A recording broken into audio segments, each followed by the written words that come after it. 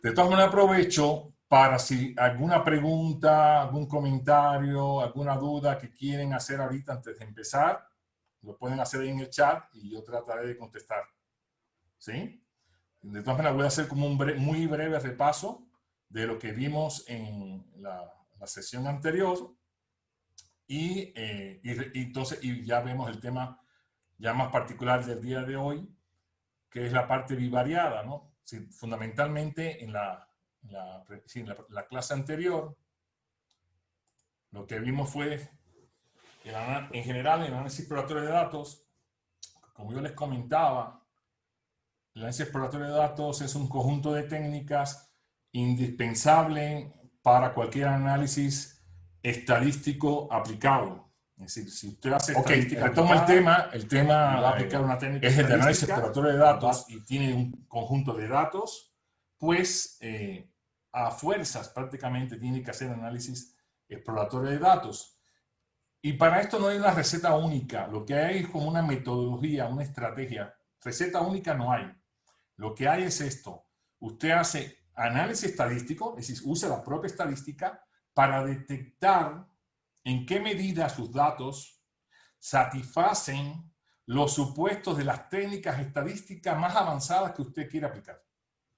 Es decir, no se hace estadística por estadística, o sencillamente por capricho, sino es para conocer mejor cómo están esos datos. Muchas veces esos datos no son nuestros incluso, alguien más obtuvo esos datos y nosotros no conocemos, no estamos tan familiarizados con el comportamiento de estos datos. ¿Sí? Entonces, y eso es algo más a tomar en cuenta. Bueno, pero incluso en el caso de que nosotros hayamos estado involucrados en la adquisición de estos datos, vamos a suponer eso incluso, es decir, que son datos que usted participó en todo el proceso de adquisición de estos datos, incluso en ese caso es importantísimo hacer análisis exploratorio de datos para entender realmente cuál es el comportamiento que resulta de estos datos que obtuvimos. Porque siempre tenemos alguna idea acerca de esto, pero quizás la idea no es tan objetiva, no es tan realista. ¿Sí? Pero más aún, nosotros queremos hacer cierto procesamiento, aplicar ciertos modelos, y en función de eso, pudiéramos hacer un análisis exploratorio de datos. Entonces, básicamente, el análisis exploratorio de datos consiste en técnicas numéricas, estadísticas, pero numéricas y gráficas que nos van a permitir entender mejor cuál es el comportamiento de los datos y ver, ¿no?, en qué medida estos datos se comportan o satisfacen ciertos requerimientos que tienen otras técnicas que uno quiere aplicar.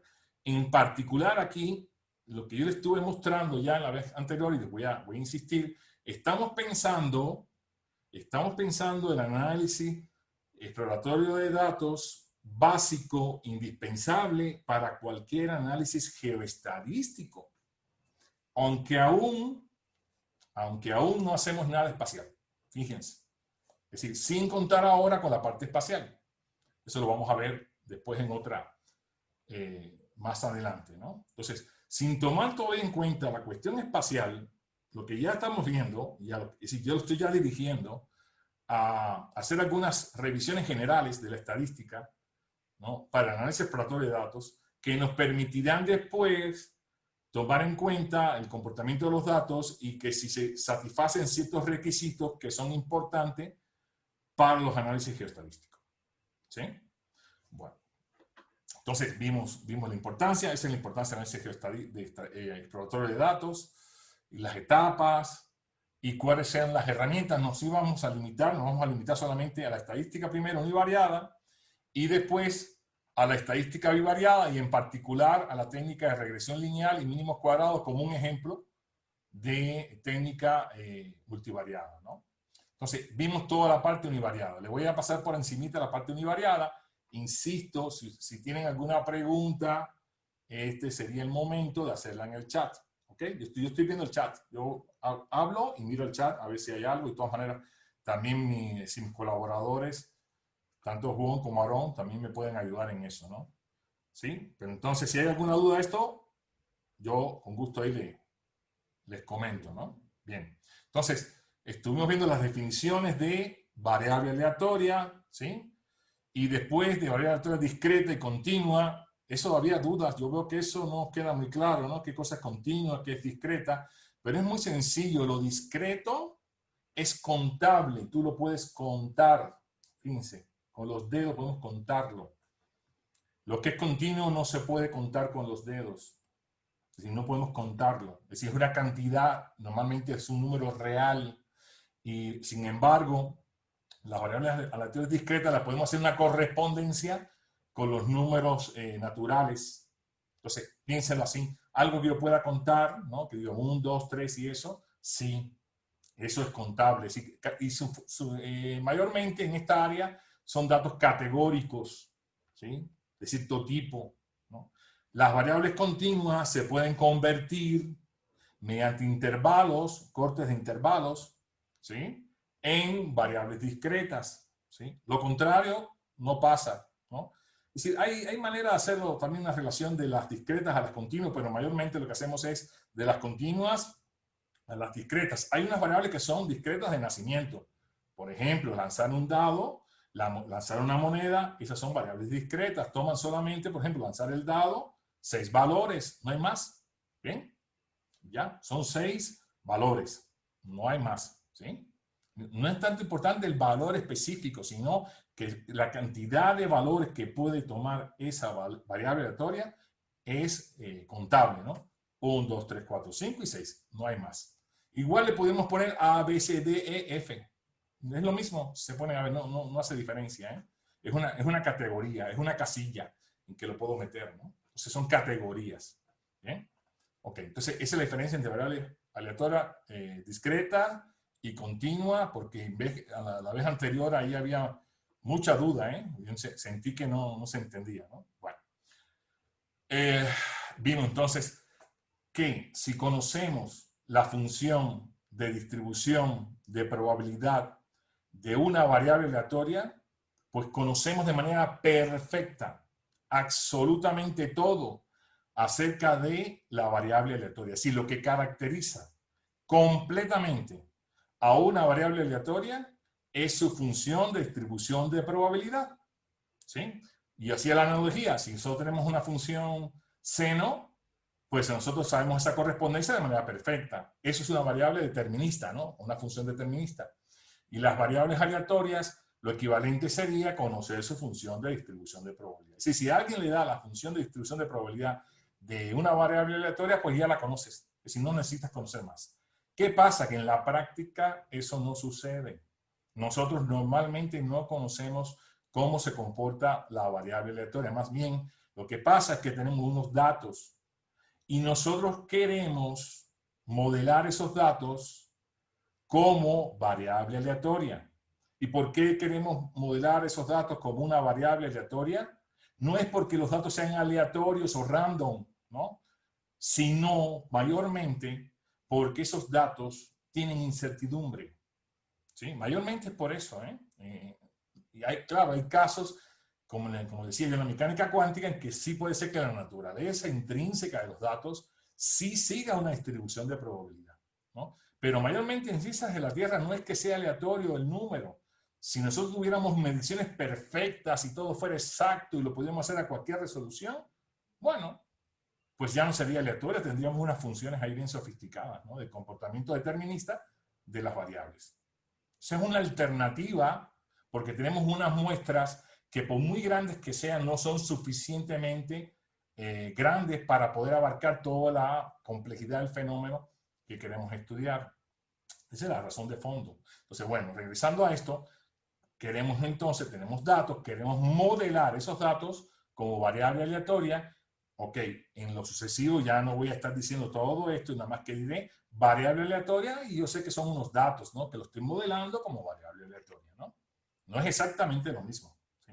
Entonces, ¿qué pasa? Con esos datos queremos hacer una inferencia, o hacemos supuestos acerca del comportamiento de esos datos, es decir, de cuál sería la función de distribución de probabilidad de esos datos.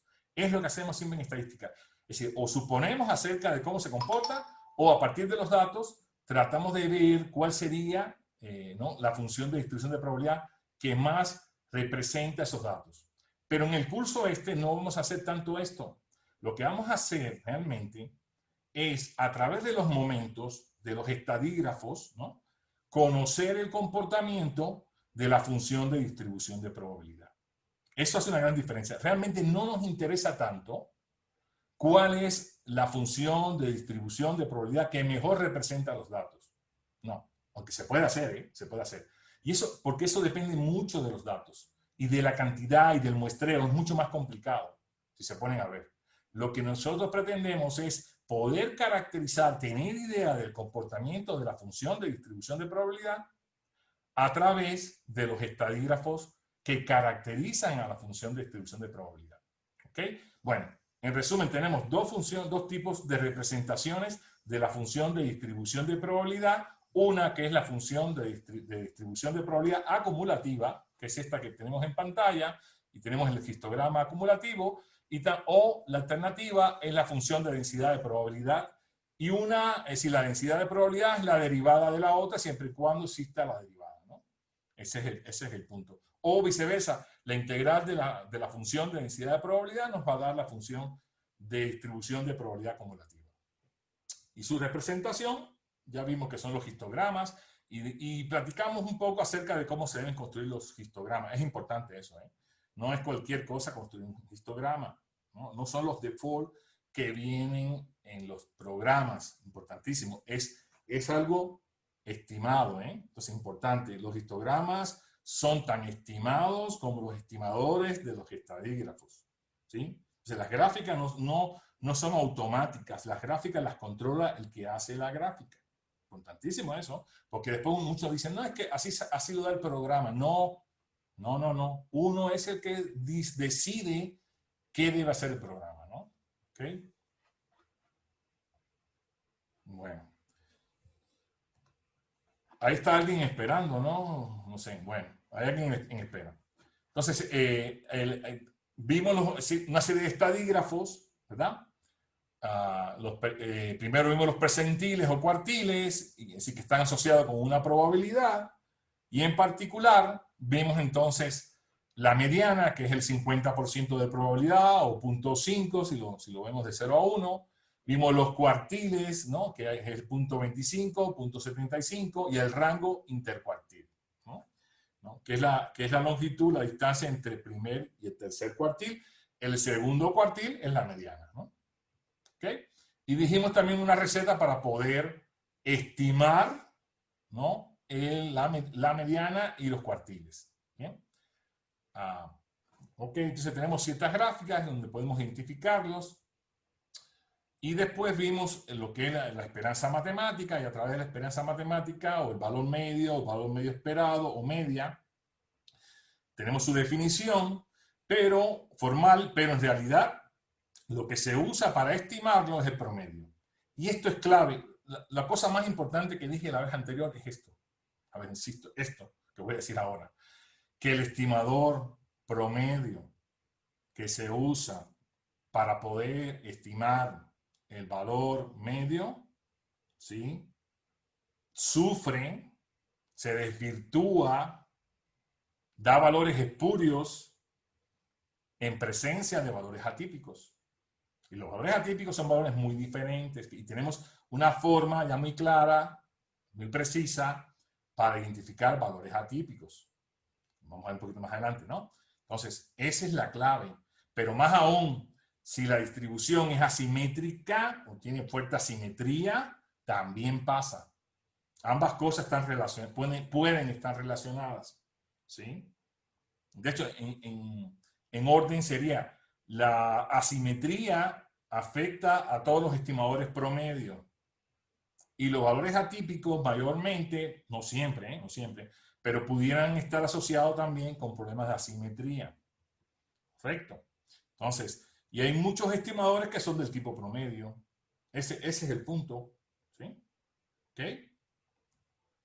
Bueno, vimos otros momentos centrales o centrados, es más correcto decir centrados. ¿Ok?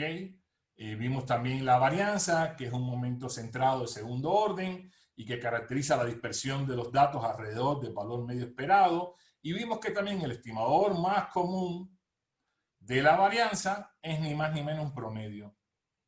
Es decir, también estamos usando un promedio. ¿Bien?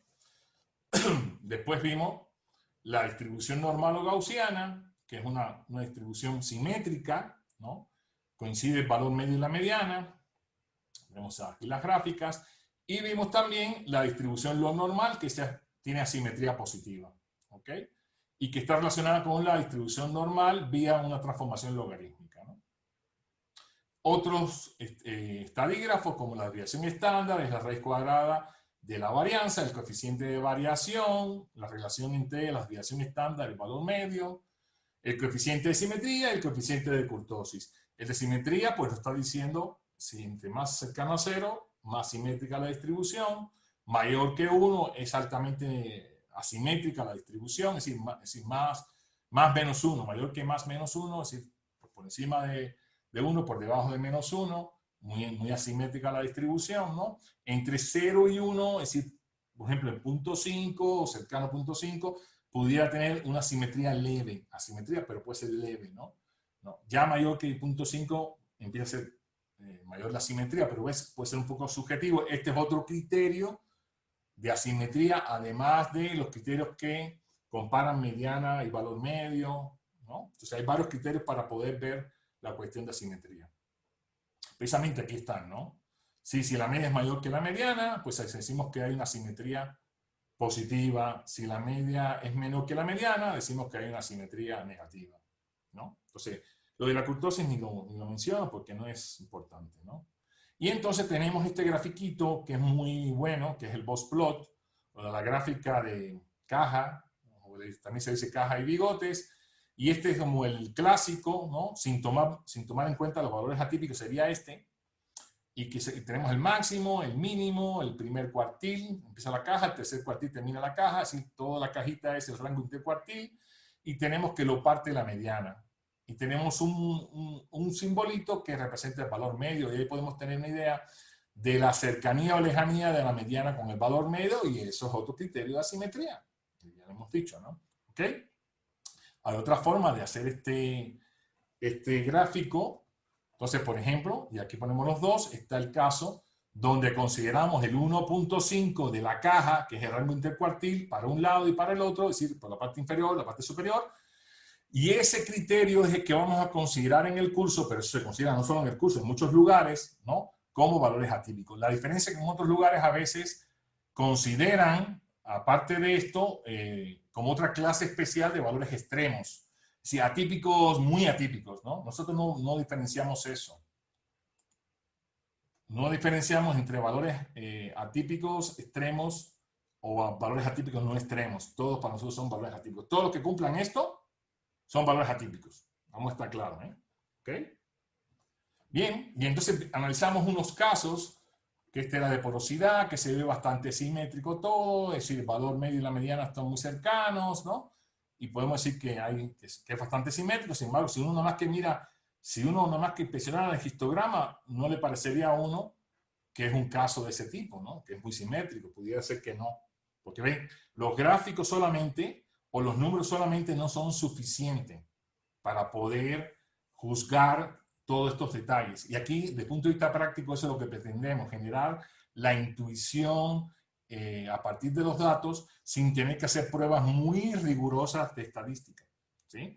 Existen pruebas muy rigurosas de estadística para hacer todo esto. Alguien encendió por ahí, prendió el micrófono, yo pedirías que lo apagara, no sé que sea algo urgente que tenga que decir, ¿no? Por favor. ¿Ok?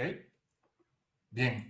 Y entonces, bueno, distribuciones muy asimétricas como esta, que tiene asimetría fuerte, ¿no? 1.89 de asimetría, y entre la media y la mediana muy diferente. El box plot se ve también todo aplastado hacia un extremo, y la diferencia entre la media y la mediana también se ve, pues ahí todo apunta a fuerte asimetría, pero en realidad eso puede ser también por valores atípicos, en lo que ahí nos estaba analizando, se pueden transformar, ya dijimos que transformar los datos tiene un costo, y hay que pagarlo. El costo es que después nunca regresas a la escala de valores originales, y eso puede ser una dificultad bastante importante, ¿no? Es decir, porque ustedes desearían regresar Si usted tenía, por ejemplo, oro, a usted no le interesa la concentración logarítmica del oro, log concentración. No, a usted lo que le interesa es la concentración del oro, ¿no? Es decir, algo, ¿no? Igual o, cantidad, o volumen de aceite. Es decir, la variable que esté estudiando, usted necesita precisamente las unidades que le interesan, ¿no? Y al regresar, nunca se regresa, fíjense, nunca, nunca. Porque va a tener que transformar hacia atrás después, ¿no? ¿Okay? Entonces, claro, hay veces que necesitamos hacerlo porque es la mejor opción. Pero estar consciente de esto que yo estoy diciendo. Evitarlo, pero sí se puede hacer, ¿no? Se puede evitar y se puede hacer. Y hay muchas técnicas también sofisticadas de hacerlo. Aquí se van a usar técnicas muy sencillas de transformación en el curso. Ok, otros gráficos son estos del QQplot, que lo que hacen es comparar los datos que tenemos de percentil a percentil con otra distribución. Usualmente en el curso lo vamos a comparar con la normal, pero no porque queremos que los datos sean normales, sino porque como la normal es simétrica, estamos viendo en qué medida nuestros datos son más o menos simétricos. En este caso se ve que se aleja bastante de la normal. Cuando ya transformamos, pues mejora, vamos a decir, significativamente, ¿no? Se vuelve mucho más simétrica la distribución. Y eso lo habíamos visto ya, ¿no? En este caso, es otra forma de estar viendo lo mismo. Pero todo hay que verlo de manera integral o integrada, es decir, en su relación integral, ¿no? Es decir, no una cosa por otra separada. ¿Ok?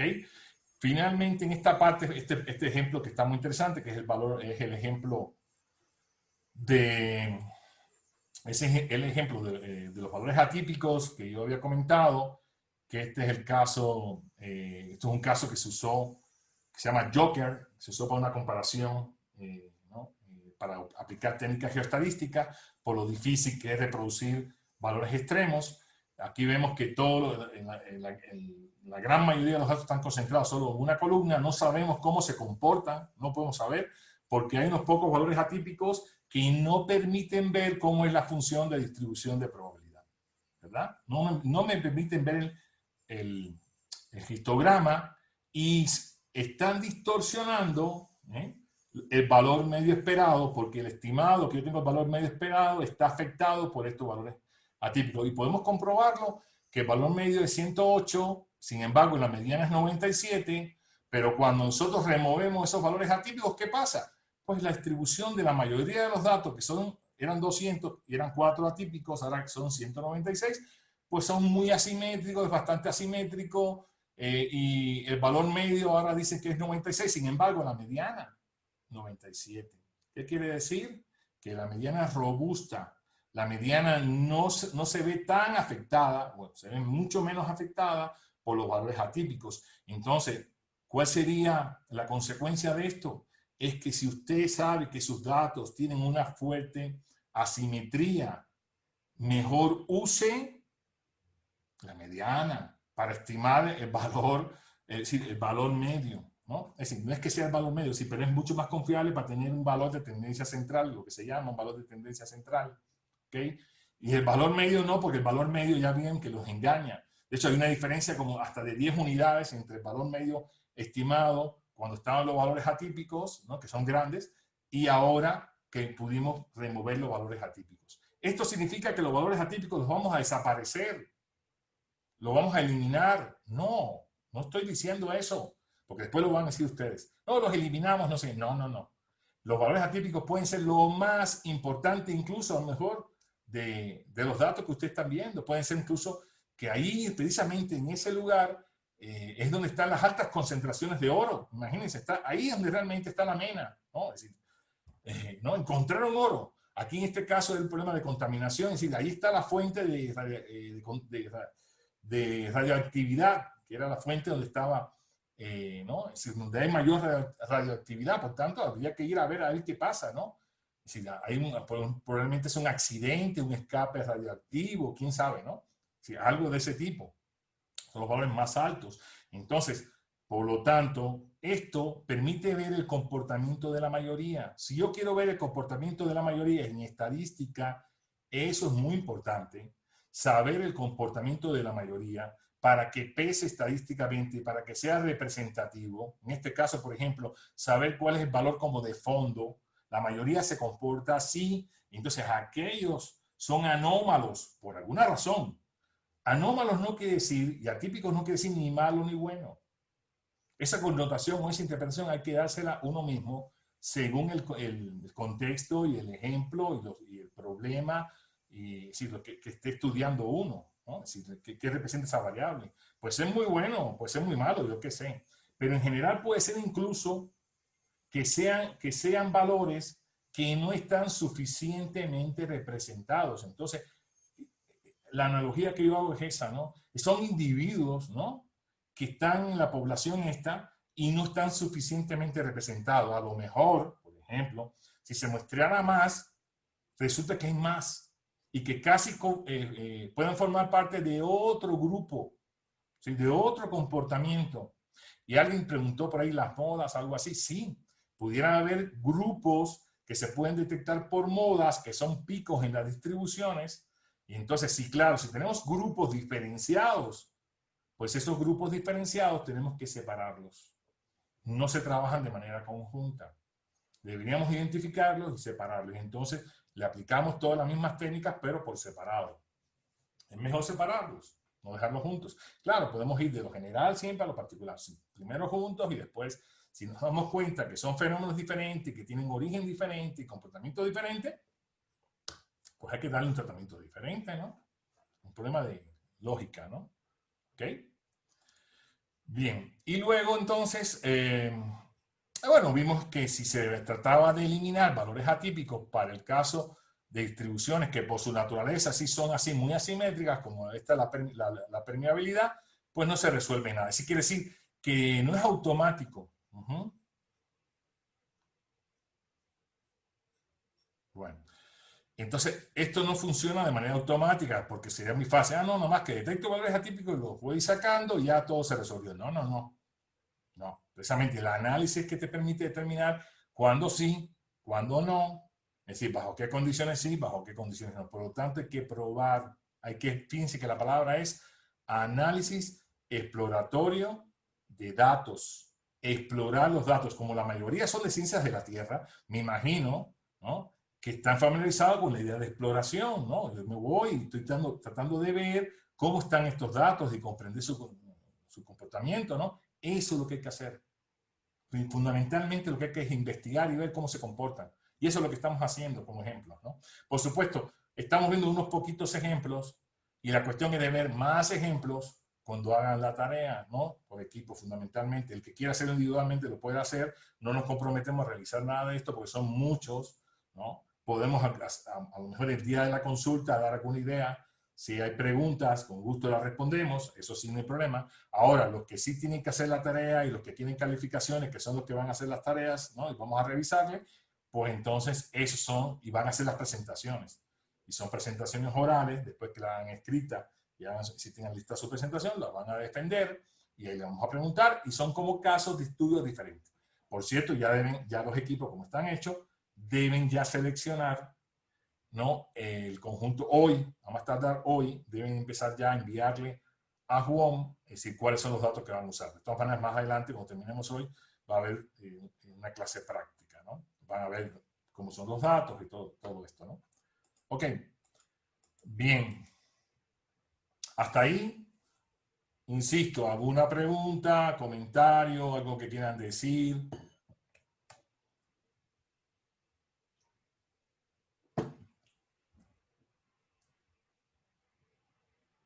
Bueno, bien. Entonces, continúo. Parece que no hay duda, todo se entiende, todo está sencillo. Bueno, entonces, todo lo que hemos visto es el caso de una variable aleatoria. Pues veamos entonces, es decir, la idea es que extender todo esto a un caso de más de una, es decir, que dos o más variables aleatorias. Lo que vamos a ver fundamentalmente son dos variables aleatorias, pero ¿qué pasa? Cuando tengo tres o cuatro se hace lo mismo. Se analizan las variables en pares, fundamentalmente, aunque puedan haber dependencias trivariadas.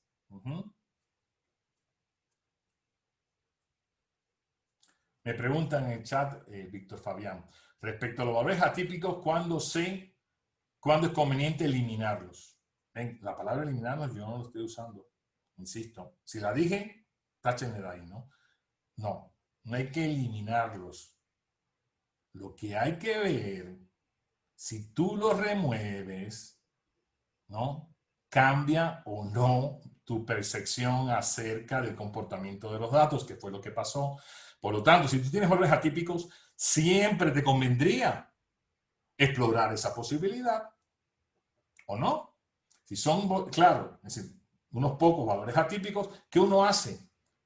Temporalmente los quita, los remueve, no los elimina. Eliminar significa que ya no voy a usarlos más. Los muevo temporalmente y veo qué pasa. Eso fue lo que estuvimos haciendo. Y vimos dos opciones. Movimos unos y ya no habían valores atípicos, todo era simétrico, ¿no? El caso es ideal, bonito. Y vimos el otro caso que quito valores atípicos, aparecen más. Quito valores atípicos, aparecen más. Quito valores atípicos, aparecen más. No resuelves nada. Es decir que la asimetría sigue ahí, presente, no resuelves nada, es decir, sigue el mismo comportamiento. Quiere decir que ese es el comportamiento intrínseco, esa es la variabilidad intrínseca que tienen tus datos, ¿no? No son responsables los valores atípicos por la asimetría, dicho de otra manera. Entonces, ¿cómo lo sé? Explorando, probando. Eso es lo que tienen que hacer. Eso es lo que tienen que hacer. Ver hasta qué punto esos valores atípicos sí afectan o no precisamente la asimetría. Y en el caso que sí afecte, ¿cuál es la conclusión que llegamos? Si usted quiere usar cualquier estimador promedio, debe tomar eso en cuenta. Desde ya lo voy a decir para que empiece a grabárseles. El variograma, no hemos estudiado eso, ¿eh? Ahorita voy a hablar de variograma, ¿no? El variograma, que es la función que caracteriza por excelencia la correlación espacial y estadística. Eso se usa para estimar el variograma, el promedio. ¿Qué quiere decir eso? Que bajo asimetría y fuerte asimetría, el estimador del variograma da valores espurios, está mal estimado. Entonces, todos esos que hacen geoestadística y no hacen esto, y van felices y contentos a hacer variogramas, pueden ser que estén haciendo algo muy espurio, no representativo. ¿Sí? Pero ya voy a insistir otra vez después en eso. Se lo digo porque en dos clases más, 3 clases más, va a pasar un tiempo, voy a volver a recordarles esto. Ahí está la clave. Fíjense que ya le hice una relación con algo que todavía no hemos visto. No tiene por qué saber qué cosa es un variograma. Por ahora, piénselo como una idea nada más, ¿no? Pero cualquier estimador promedio va a sufrir igual, ¿no? Que el valor medio. Igualito, le pasa igual, ¿sí? ¿Ya? Ahí está el problema. No sé si respondí tu pregunta ahí, Fabián. ¿Ok? Gracias por preguntar de todas maneras. Eso, hace falta eso, interacción, ¿sí? Bueno, voy a continuar. Entonces, veamos entonces lo que corresponde al día de hoy. Es decir, probablemente yo corte aquí el video, ¿no? Porque lo anterior estaba, o no, a lo mejor todo lo subo, ¿no? Porque el repaso puede ser bueno. Entonces, veamos el tema bivariado. Como se decía, lo bivariado no es que sea tan particular, es que lo bivariado nos sirve para cualquier caso multivariado, ¿no? Porque siempre hacemos análisis de un conjunto de variables que tenemos de 2 en 2, si de par en par. Hacemos los análisis y vemos toda una serie de comportamientos. Ok, entonces lo primero que hacemos es empezar a extender algunas de las definiciones que ya hicimos. Por ejemplo, la primera definición que ya habíamos hecho es la de la función de distribución de probabilidad. Entonces vamos a tener una función de distribución de probabilidad conjunta, bivariada se puede decir, o conjunta, ¿no? Entonces, si yo tengo dos variables aleatorias, X y Y, entonces podemos definir la función de distribución de probabilidad conjunta como la probabilidad de que simultáneamente la variable aleatoria X toma un valor menor o igual que un valor de corte X minúscula y, fíjense, y que la variable aleatoria Y tome un valor menor o igual que un valor Y minúscula. ¿Bien? ¿Ok? Entonces, ese es el punto, ¿no? Entonces, esta es una extensión del caso univariado. Y el caso multivariado le sigo agregando, ¿no? Más variables y es lo mismo. Es decir, para n variables sería análogo, ¿no? La función de distribución de probabilidad conjunta o multivariada. ¿Bien? En la práctica se estima mediante la proporción de pares, de X y Y que se encuentran por debajo del umbral, ¿no?, de X y Y minúsculas. Así que son los valores concretos. X minúscula y Y minúscula son valores específicos. X mayúscula y Y mayúscula son los símbolos con los cuales estamos designando a las variables aleatorias, ¿sí? Eso lo dije también al principio, ¿ok? Respectivamente. Ok, entonces tenemos formas de representar estas variables, las dos variables aleatorias de manera conjunta, y se usa lo que se llama el scatterplot o scattergram, ¿no? En inglés sería, y en español decimos el diagrama de dispersión, ¿sí? Entonces, ¿qué sería el diagrama de dispersión? El diagrama de dispersión es el equivalente del histograma. ¿Se acuerdan que entonces en el caso univariado que vemos el histograma, ¿no?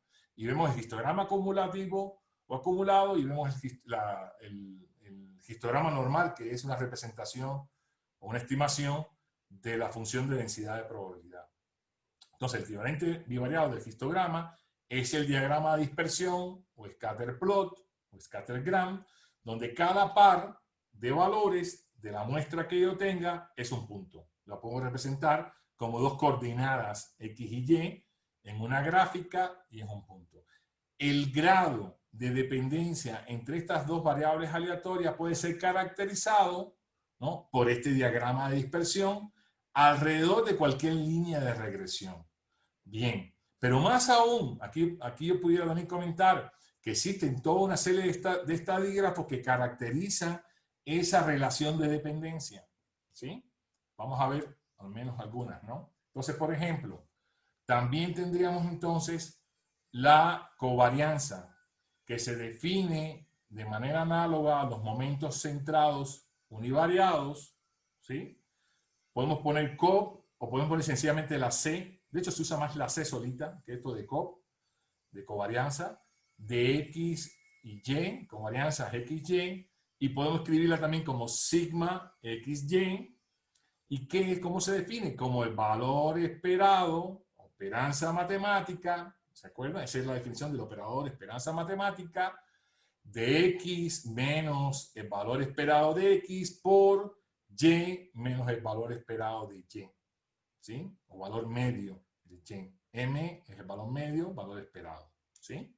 De cada una. Es decir, que es, si X y Y fueran la misma variable aleatoria, ¿qué se obtendría? Pregunto. Y tomo, entonces puedo descansar.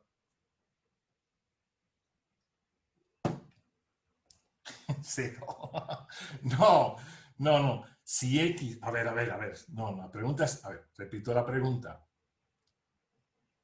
Si X y Y, es decir, la variable aleatoria X y la variable aleatoria Y son la misma variable aleatoria, dicho de otra manera, donde está la Y, vamos a suponer que sustituimos la X. Exacto, Luis Fernando. La varianza se reduce a la varianza. Por tanto, la covarianza es una generalización del concepto de varianza, ¿no? Entonces, en el caso univariado, es varianza, porque es la covarianza de ella con ella misma, de la variable con ella misma, ¿no? O autovarianza, le podríamos decir, es la autovarianza, porque es la varianza con uno mismo, ¿no? Y cuando es con otro, es la covarianza, ¿no? Es decir, o varianza conjunta, porque este de co viene de eso de conjunto, o joint, también en inglés, ¿no? Conjunto, ¿no? La varianza conjunta, ¿no?, de dos variables. Bien, Luis Fernando. Entonces, ¿y cómo se calcula? Para variar, se calcula ¿cómo? A ver, ¿qué estimador están usando ahí para calcular la covarianza? Es nada más para ver si están atendiendo. Y para ahora, ¿no? Pues si no. Bueno, bien. Es decir, la definición es a través de la media o valor medio. ¿Sí? Promedio. Exacto, Caterina. Promedio. Se está usando un promedio. ¿Y qué ya dijimos del promedio? Que el promedio no es bueno. Que el promedio, bueno, que el promedio sufre, ¿no?, bajo ciertas condiciones puede sufrir. No es que no sea bueno, es decir, el promedio puede ser bastante bueno, pero si puede sufrir, ¿bajo qué? Y ahí me paro. A ver, ¿bajo qué condiciones sufre el promedio?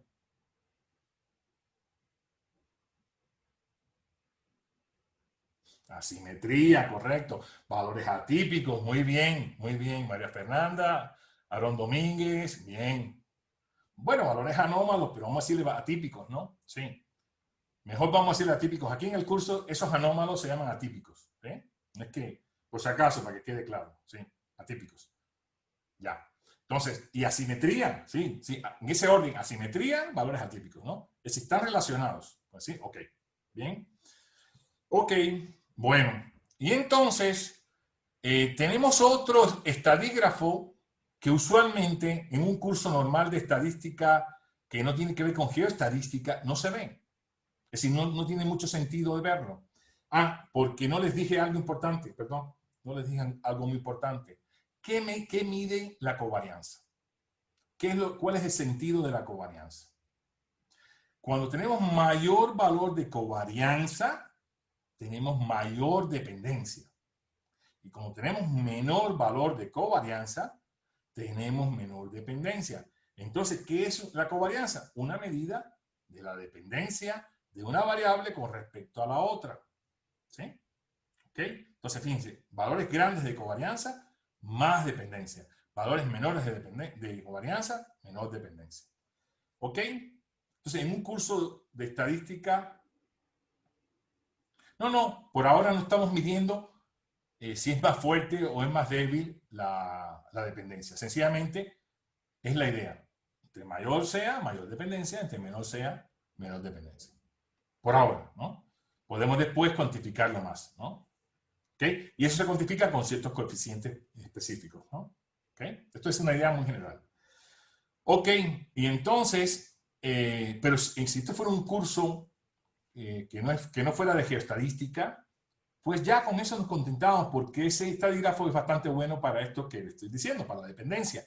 Pero aquí tenemos otro que también caracteriza algo parecido o casi lo mismo, caracteriza lo mismo, que es el semivariograma o variograma. De hecho habría que decir aquí, sí, semivarianza, en realidad, ¿no? ¿Ves? Como covarianza, porque semivariograma viene de la gráfica, la función, estrictamente sería semivarianza, ¿sí? Más correcto, ¿sí? Ojo con eso, semivarianza. Entonces vamos a hacer una definición de semivarianza. ¿Qué cosa es semivarianza? Es el momento de inercia del diagrama de dispersión. Ya habíamos hablado del diagrama de dispersión, ¿verdad? Con respecto a una línea con pendiente de 45 grados. Entonces, es un diagrama de dispersión y se grafica con respecto a la línea de pendiente de 45 grados y se define como, usamos la letra griega gamma, XY, para decir que es una con respecto a la otra, gamma de XY. ¿Y cómo lo hacemos? Con un promedio también, para variar. Un promedio, ¿no? Ya lo estoy diciendo, ¿no? Y es un promedio de las distancias de esos puntos a esa recta de 45 grados. Es decir, de todos los puntos estos XY que están en el diagrama de dispersión con respecto a la recta de 45 grados. ¿Ok? Bueno, y ahí todavía más preciso, pongo 1 sobre 2n, es la sumatoria de todos los pares de puntos, ¿no?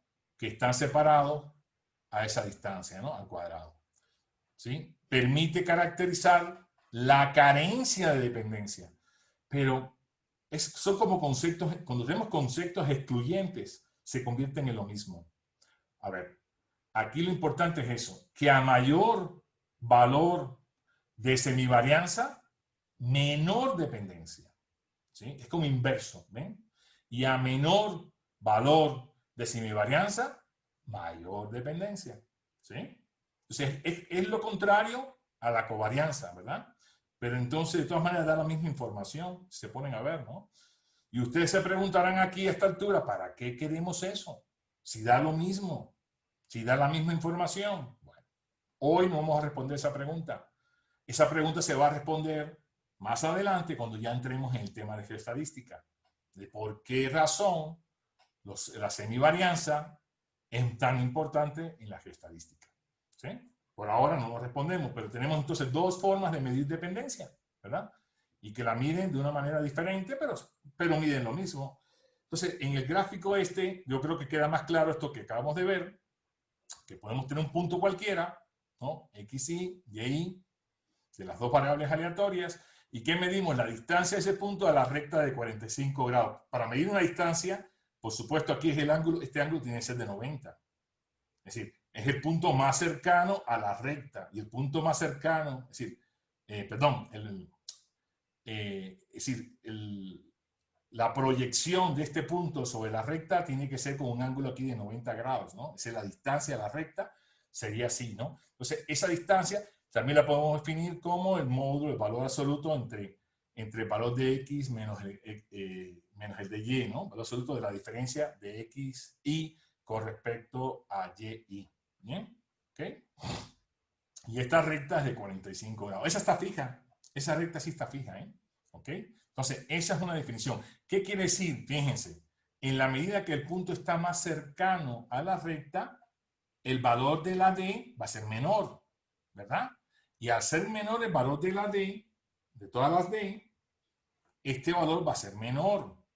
Pero eso implica mayor dependencia, porque se están alineando más, se están acercando más todo a la recta esta de 45 grados.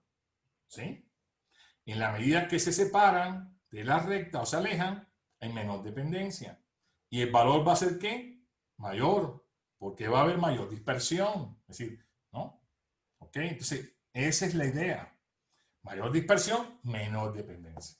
¿Ok? Bueno, pero tenemos otras formas o otros estadígrafos que podemos usar como el coeficiente de correlación lineal de Pearson. Bueno, este querido y estimado coeficiente de correlación lineal de Pearson, porque muchas veces, para ahorrarnos en el lenguaje, usamos términos un poco vagos. Por ejemplo, decimos, tiene correlación. Entonces, literalmente que hay una relación entre una variable, es decir que dos variables tienen correlación, es que hay una relación entre ellas, ¿no? Pero yo no estoy diciendo qué tipo de relación tienen, fíjense. Al decir, tienen correlación, yo no estoy diciendo qué tipo de relación tienen. Cuando yo digo coeficiente de correlación lineal y le digo de Pearson para remarcar que es el estimador de Pearson del coeficiente de correlación lineal, pues ese sí es uno muy específico. Ese mide la dependencia lineal. Pero muchos hemos creído, los que han usado algo de estadística, que este coeficiente de correlación lineal es universal, que sabe medir dependencias, pero no es cierto. El coeficiente de correlación lineal de Pearson solamente y única y exclusivamente mide o cuantifica la dependencia lineal. ¿Sí? ¿Qué quiere decir esto? Que puede pasar lo siguiente, que tenga dos variables y tengan dependencia, ¿sí? Y sea hasta fuerte la dependencia, ¿sí? Pero imagínense que la dependencia no es lineal, ¿no? Y puede ser que el valor de correlación lineal de Pearson me dé alto. Y sin embargo no hay dependencia lineal. ¿Sí? Entonces, en realidad, este coeficiente de correlación lineal de Pearson no es bueno para medir dependencias. Y puede ser que haya pobre dependencia, e incluso, ¿no? Y me esté dando valores que sean relativamente altos, ¿no? Sí, ahorita vamos a ver unos ejemplos, ¿no? De hecho, que tienda a cero, que sea pequeño, no implica independencia tampoco. Uno piensa, no, cuando es pequeño, son independientes de las variables. No, puede ser que haya otro tipo de dependencia. ¿Ok? Existen otros estadígrafos de correlación que vamos a usar en las tareas, que aquí no están las definiciones directamente. Es decir, ¿ven? Entonces yo les decía que a veces en las presentaciones no estaba todo lo que, o no todo como yo quería que estuviera, es el coeficiente de correlación de Spearman y el coeficiente de correlación son coeficientes de correlación de rango de Spearman y de Kendall. y se usan mayormente en pareja porque son mucho más flexibles para medir dependencias. ¿Ok? De hecho, aprovecho para hacer el comentario de que hoy por hoy la forma moderna de medir dependencia no es usando ningún coeficiente, sino a través de las cópulas. Y ahí no voy a entrar en detalles, pero los interesados pueden ir a ver toda una serie o nos pueden solicitar información de trabajos que hemos desarrollado usando cópulas, incluso con geoestadística. ¿Okay? Entonces, la forma más general y moderna es con cópulas. Eso requiere algo avanzado. ¿Okay? Entonces, no, aquí no nos vamos a meter en eso, pero nomás que los comento para que les suene y puedan buscar información, o nosotros les podemos dar información si me escriben con gusto. Estamos desarrollando toda una serie de métodos, etcétera, basados en cópulas. ¿Ok? Bueno, ¿cuál es la definición de este amigo del coeficiente de correlación lineal de Pearson? Pues se describe mayormente con este R minúscula, XY, y es la relación que existe entre la covarianza, ¿verdad? Y la raíz cuadrada de las varianzas de X y de la varianza de Y. ¿Ok? Y este valor está entre menos 1 y 1. ¿Ok? Entonces estaban preguntando que cuando es alto, que cuando es bajo. Precisamente se hace esto para tener una medida mejor, para poder saber, ¿no?, en qué rango estamos, ¿no? Es decir, puede haber entonces una dependencia lineal positiva y puede haber dependencia lineal negativa, ¿no? Entonces ahí se pone el ejemplo. Por ejemplo, si la variable y y la x están relacionadas mediante la ecuación de la recta ax más b, entonces se cumple que es 1 para a positiva y sería menos 1 para a negativa, ¿no? Entonces, tenemos ambos casos, ¿no? El caso, es decir, que puede ser una dependencia lineal positiva y puede haber dependencia. Y en general las dependencias pueden ser positivas y negativas, ¿no? No tienen por qué tener el mismo signo, ¿no? Entonces pueden ser positivas, pueden ser negativas, pero esto lo que va a medir son dependencias lineales. En realidad, es decir, sirve para eso, no para otra cosa, ¿sí? Lo que pasa es que a veces lo utilizamos como si fuera el medidor de cualquier dependencia. Y decimos, hay correlación, ¿sí? Y abusamos de eso, decimos correlación, pero ¿qué dependencia hay? No está claro eso cuando decimos que hay correlación, ¿no? Puede haber correlación y puede haber muchos tipos de dependencia entre los datos. Y incluso es más correcto decir dependencia y no correlación, ¿sí? Okay. Entonces, un ejemplito para, sí, otra vez que hacemos ejemplito para generar la intuición, ¿no? Estos son los mismos datos que estuvimos ya viendo, que yo les llamé de porosidad la vez anterior y los otros de permeabilidad, ¿no? Entonces es la relación, una relación entre porosidad y permeabilidad, son 48 puntos, que los vimos por separado, vimos los casos univariados.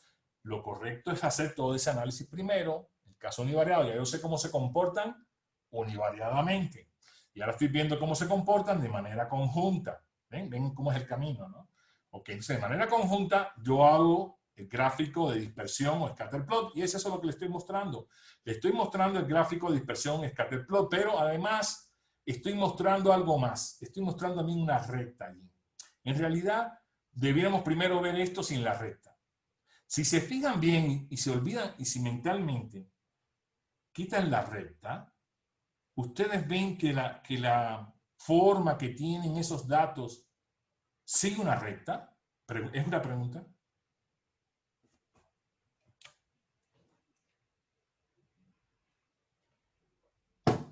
No, por supuesto que no. Se ve más bien como una curva, ¿verdad? Se ve curva, no se ve recta eso. Bueno, ahí está el primer problema que yo le estoy comentando. Entonces, fíjense que a mí me gusta, llegado a este punto, hacer como una anécdota. Imagínense que en la noche alguien me marca el teléfono porque sabe que yo sé algo de estadística y me llama y me dice, oye, tengo estos datos, ¿sí? ¿Y qué pasa? Miren, me está dando el coeficiente de correlación, porque así hablan, ¿no? Me está dando 0.71. Tengo una correlación muy alta. Y yo respondo, no sé. ¿Cómo? ¿Cómo que no sabes? 0.71. Sí, el 1 es el máximo, ¿no? 0.71, tiene una alta correlación. No sé. Pero ¿cómo que no sabes? No, no sé. ¿Por qué digo que no sé? Porque necesito mirar el gráfico. ¿Sí? Entonces, es lo que estoy insistiendo. necesito los números, pero también necesito los gráficos. Y este gráfico me complementa la visión. Yo le diría, sí, dice que es 0.71, pero eso es espurio porque no tienes dependencia lineal. Allí no hay dependencia lineal, ¿sí? ¿Te das cuenta? Entonces, la dependencia, sí se ve que hay dependencia, y es porque lo estoy ya viendo, y aparentemente parece que sí hay buena dependencia, pero realmente ese no es un buen medidor de esa dependencia. Debes medirlo con Spearman o con Kendall, ¿sí? Es decir, o con los dos a la vez, con todos esos.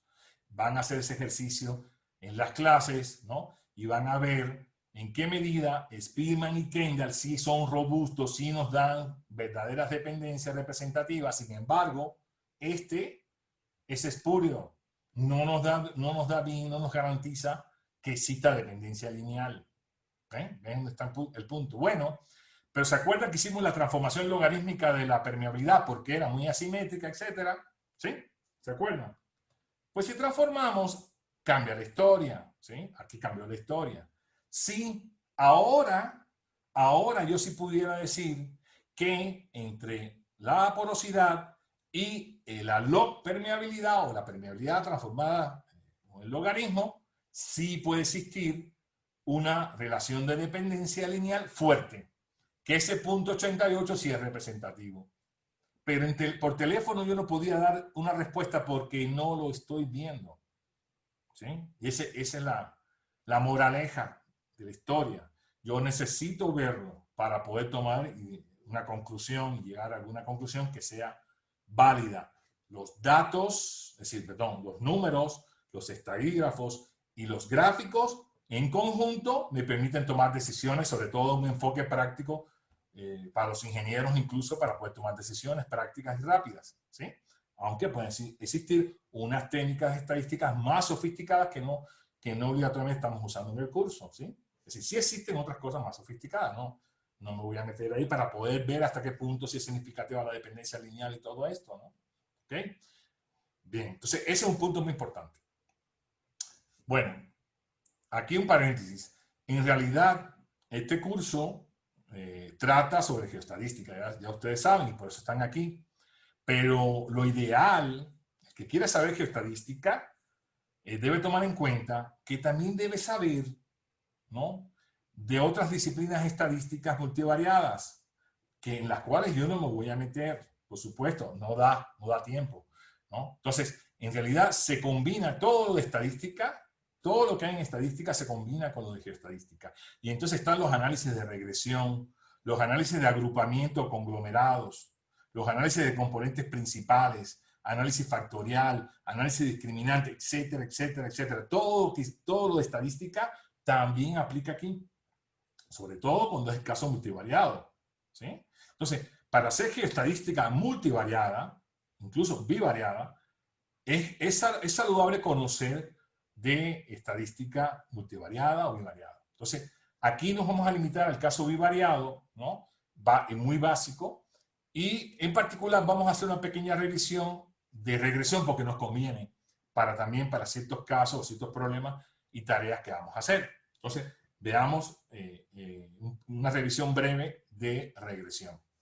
Bien, entonces, la primera cosa que a mí me interesa aclarar y dejar muy claro es la siguiente idea. Regresión lineal y mínimos cuadrados. Hay mucha gente que confunde esas dos cosas y piensa que es lo mismo. Es decir, muchas veces se habla de que se le ajusta a los datos una recta. Bueno, eso puede ser cierto. El método que nos permite ajustar una recta, ¿no?, es decir, en caso de regresión lineal, una recta a nuestros datos, el método que permite hacer eso es un método del tipo mínimos cuadrados. De hecho, es una familia de métodos. Y una familia de métodos de optimización, ¿no?, de ser mínimo en el sentido de la suma de las diferencias, ¿no?, al cuadrado, ¿sí? ¿Ok? Entonces ahorita vamos a ver con más detalle eso. Pero lo importante que quiero hacer es la diferencia. Es decir, hacer un ajuste, ¿no?, de la recta a los datos, eso, y hacer la minimización, no es regresión. Regresión es mucho más que eso. Regresión significa buscar, encontrar cuál sería nuestra relación funcional que es representativa del comportamiento de nuestros datos. ¿Sí? Que pudiera ser en particular una recta, por supuesto, o otra curva. Puede ser cuadrática, puede ser cualquier polinomio, etcétera, etcétera. Pero van a ver la diferencia. Una, es decir, hacer el ajuste no es estadística. Tú haces un ajuste y minimizas el error y ya, obtuviste la recta, está bien. Hasta ahí no hay regresión estrictamente. Pero si uno quiere hacer regresión, sí tiene que hacer el análisis estadístico, ¿no? Para ver en qué medida esa función, que en particular en este caso es una recta, es la ecuación de la recta, es representativa del comportamiento funcional de estos datos, de esta X con respecto a esta Y. Y eso implica toda una serie de supuestos estadísticos que deben cumplir los datos. Es más, que deben cumplir los residuos. Vamos a verlo, ¿no? Bueno, entonces, los modelos de regresión nos permiten hacer predicciones o pronósticos a partir del modelo establecido. El método que se emplea para estimar los parámetros del modelo es, en regresión lineal, es el de mínimos cuadrados. Y existen mínimos cuadrados ordinarios. Existen mínimos cuadrados ponderados, con pesos. Existen mínimos cuadrados generalizados, y etcétera. Es una familia de métodos realmente, no es un solo método. ¿Ok? Bien, entonces, veamos entonces en qué consiste una regresión lineal. Pues tenemos n valores de dos variables aleatorias x y vamos a suponer que x es una variable independiente y y depende de x en forma lineal. Ese es el primer supuesto que se hace. ¿Sí? Para hacer regresión lineal, ese es el primer supuesto que tienes que partir, ¿no? Que hay una variable que es independiente y la otra depende de esta variable independiente, de manera que, como la ecuación de la recta, que en este caso vamos a decir que y es igual a beta 0 más beta 1 por x. ¿Sí? Entonces, cada uno de los valores de mi muestra, que son n valores, si cada una de mis y se va a relacionar, ¿no? Como beta 0 más beta 1 xy más un error o residuo o diferencia. ¿Sí? Es decir, no va a dar perfecto. Si todos los valores están sobre la recta, eso es perfecto, ¿no? Es determinista esto, ¿verdad? Sería determinista. Ya no habría estadística ninguna. Pero como hay una discrepancia, un error entre la recta, ¿no? Entre la que mejor representa, que hace mínimo ese error, y los valores medidos, entonces hay unos errores que son las EI, que estoy poniendo ahí en la ecuacióncita, ¿no? Entonces, beta 0 y beta 1 son los parámetros del modelo, y los EI son los errores o residuos del modelo. Es decir, las discrepancias entre el modelo y la aproximación que se hace de la recta. Pero, ¿qué pasa? Y eso es lo que hace diferente la regresión lineal del ajuste. Si usted hace un ajuste y ya, el mejor ajuste que puede hacer, que hace mínimo estos errores, no está haciendo regresión. Porque regresión necesita que se cumpla toda una serie de requisitos estadísticos para que esa recta sea representativa del comportamiento funcional de los datos. Y aquí siempre también comento que si se aprovechan, ya, bueno, ahora estamos en cuarentena, se metan en internet y empiezan a buscar los libros de regresión, son unas cosas así. Son unos tomos de los libros más grandes que yo he visto, que si se lo lanza a alguien lo matas, ¿eh? Porque son así. Es decir, la regresión es un tema sofisticado, ampliamente estudiado, central en la estadística. Fíjense, ¿no? Los métodos de regresión. Por lo tanto, no es sencillamente ajustar. Se necesitan que cumplan toda una serie de requisitos. En la medida que no lo cumplen, pues te estás desviando realmente del concepto de regresión. Bueno, en particular en el curso son más realmente los requisitos. Vamos a considerar estos requisitos. Que el valor esperado de los residuos, es decir, de los errores, residuos, estoy usando como sinónimo errores o residuos, sea 0. Que la varianza ¿no? De los residuos, pues voy a tener un valor de varianza sea constante. A eso se conoce como homogeneidad de varianza, ¿sí? O homocedasticidad, esa palabra es más complicada, ¿no? Homocedasticidad. Pero es más fácil decir homogeneidad de varianza, que la varianza sea constante. Así que para cualquier posición yo tengo la misma varianza. Que la covarianza, ya vimos lo que cosa es covarianza, sea cero. ¿Qué quiere decir eso? Que no estén correlacionados. Y eso sí es lógico. Si ya la dependencia está explicada por la recta, no debe quedar ninguna dependencia. Esa es la forma de pensar, ¿no? Ya toda la dependencia está explicada por la recta, ¿sí? Entonces, por lo tanto, ya los errores tienen que ser como independientes, no correlacionados, ¿no? Idealmente. Todo esto es ideal, por supuesto. Es más que estos errores o residuos siguen una distribución de probabilidad normal, esto sí es normal, ¿eh? Normal, con valor esperado 0 y varianza que ya definimos, ¿no? Constante. Es decir, se espera que estos residuos sí sean normales. Ok. Entonces, fíjense, vamos a considerar todo eso. ¿Qué quiere decir? Que todo esto hay que verificarlo. Todo esto debe cumplirlo. Y en el curso lo que vamos a hacer una tarea también, que vamos a estar verificando en qué medida, ¿no? Dado dos variables, pueden tener una dependencia lineal y se puede hacer una regresión y en qué medida esa regresión es representativa o no de esa dependencia lineal o no, todo eso. Entonces, el análisis de este es lo que hace el mero ajuste, ¿no? Como una verdadera regresión. Bueno, creo que me regresé. Ajá, ok. Bueno, aquí en realidad no me quiero parar mucho. Aquí lo que quiero decir que este es el método de mínimos cuadrados ordinarios.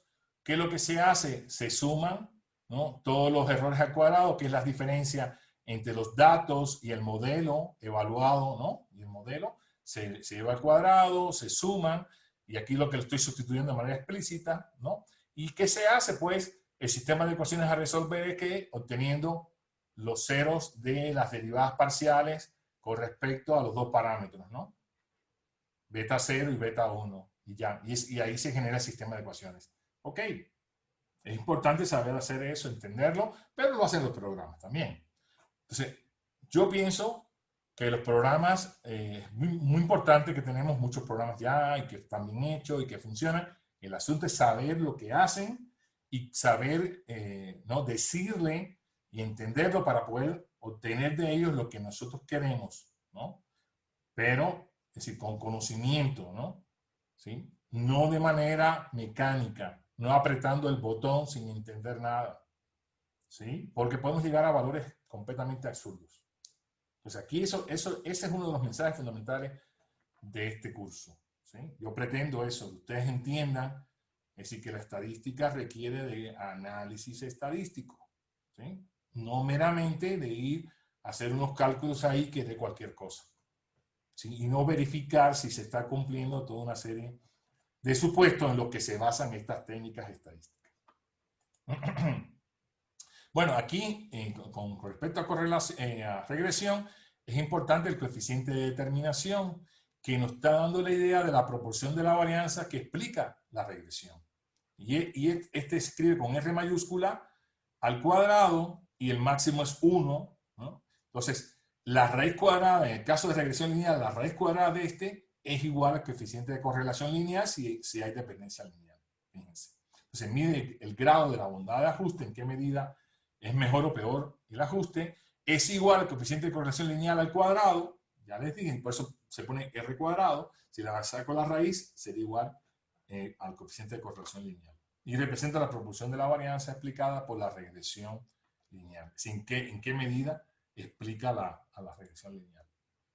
Y bueno, esto es lo que decimos, si R cuadrado es cercano a 1, el ajuste es bueno y se puede calcular de modo bastante aproximado, ¿no? A partir de X y viceversa. Si R es cercano a 0, las variables X y Y no están relacionadas linealmente al menos, como en el caso lineal, ¿eh? por tanto no tiene sentido hacer un ajuste lineal, ¿no? Sin embargo, no es seguro que las dos variables no posean ninguna relación en el caso de que R sea cercano a cero, ya que si bien el ajuste lineal puede no ser procedente, tal vez otro tipo de dependencia funcional sea viable, ¿no? Okay. Y bueno, este es el mismo ejemplo ya, lo que es otra grafiquita, es lo mismo, es la porosidad y la permeabilidad que ya vimos anteriormente. Lo que pasa es que estoy poniendo otra gráfica, y primero sin transformar, después transformado, y me están dando los valores aquí de la regresión. Entonces no me paro mucho en esto. Lo que me interesa es el análisis de los residuos. ¿Y qué me interesa que sean los residuos? Que sea el valor medio pequeño, próximo a cero. Que la varianza sea constante. Que sean los residuos entre ellos independientes. Que sigan una distribución normal. Entonces aquí precisamente lo estoy comparando esos residuos con respecto a la distribución normal. Y se están pegando bastante, ¿ven? A la recta, ¿no? Entonces, esa es una de las verificaciones que tienen que hacer. Y sobre todo ver opciones. Por ejemplo, aquí fue, les recuerdo, transformando. Imagínense que hicieran la regresión antes, deberíamos haber mostrado, hacer la regresión sin transformar, después de transformar, y cómo se vería esto, los residuos, ¿eh? Estos ya no son los valores, estos son los residuos antes de la regresión, antes de transformar y después de transformar. Y aquí tenemos entonces el histograma, es decir, que hay que hacer todo el análisis estadístico que ya vimos univariado. Hay que hacerlo para los residuos, por supuesto. ¿Sí? Y para ver precisamente si tienen asimetría, si hay valores atípicos, si están afectados por valores atípicos. Pero aquí sí estamos tratando de ver que sea normal. Más aún, aquí hasta se puede hacer una prueba de hipótesis de normalidad. Si se acepta o se rechaza la prueba de normalidad, y hay varias pruebas de normalidad, y ya las tenemos también implementadas en los scripts que tenemos. ¿Sí? Hasta eso se puede llegar. Entonces, el análisis que vimos univariado se está aplicando aquí en la cosa bivariada, ¿se fijan? ¿Pero para qué? Para los residuos. Y eso es lo que es regresión. Y podemos, por supuesto, cuestionarnos la regresión. Por ejemplo, si hay valores atípicos, se pueden estar removiendo y puede estar mejorando la regresión, etcétera, etcétera. Es decir, no queda de manera automática una regresión. Usted puede estar viendo si se forman grupos, por ejemplo, cuando uno hace este gráfico de dispersión, imagínense si se formen grupos. De hecho, eso yo lo he comentado varias veces. Yo he visto gente que me ha mostrado 3 grupos bien separados, tres manchas bien separadas y una recta que pasa entre las 3. ¿Eso será una regresión? Pues no, eso no representa nada, ¿no? Pues eso lo he visto. Y lo he visto en estudiantes hasta de doctorado, ¿eh? Increíblemente, porque puede ser de doctorado, pero puede no entender nada de estadística, ¿no? ¿Sí? Entonces, si son 3 grupos, pues por supuesto separe esos grupos, cada grupo tiene que ser por separado y cada uno puede tener un comportamiento diferente. ¿Ok? Entonces, eso es importante. Por eso digo, el análisis visual de los gráficos y con los números es crucial para poder tomar una decisión. Bueno, aquí se termina la presentación. Con respecto al tema, insisto, preguntas, comentarios. Si hay alguien que quiere incluso de manera oral comentar algo, preguntar algo, interactuar conmigo, con gusto, este es el momento. ¿Sí? Lo único que me lo dicen en el chat, ¿no? Y ya lo autorizamos, decimos, bueno, está bien, a ver.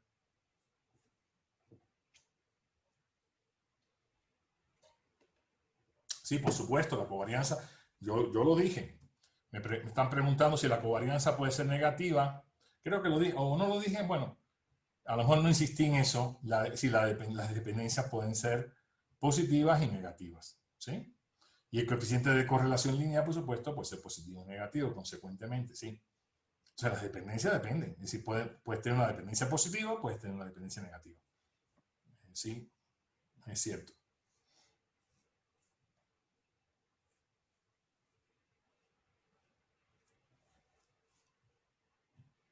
Otra pregunta, comentario.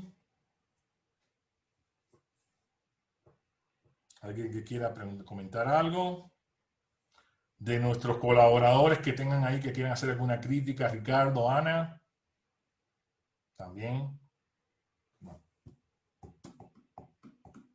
aparte de hacer la representación de los residuos de manera con scatterplot, creo también sería viable hacer con boxplot. No sé qué hacerlo todo. Todo. Es decir, a ver, buena pregunta, Aaron. ¿Sí? Lo que yo quiero decir, lo que el caso no está completamente desarrollado escrupulosamente, sino que hay que hacer todo el análisis, ¿no?, de los residuos. ¿Y qué significa todo? Es como una sola variable, ¿no? Los residuos son una nueva variable, ¿verdad? Esos residuos, entonces, le hacemos el histograma, le hacemos el scatterplot, le hacemos el QQ-plot, ¿sí? Todo eso lo hacemos. Y tenemos toda la estadística, valor medio, mediana, desviación estándar, ¿no? Coeficiente de variación, etcétera, kurtosis, simetría, para ver en qué medida, ¿no?, esos residuos, ¿no?, incluso, y la cuestión de la dependencia, ¿no? Y podemos ver también hasta qué punto son independientes o no, ¿sí? Hay que hacerlo todo. Si todo se vale ahí para poder determinar en qué medida realmente esos residuos cumplen con los requisitos de la regresión, ¿sí? De acuerdo, ¿no? Gracias.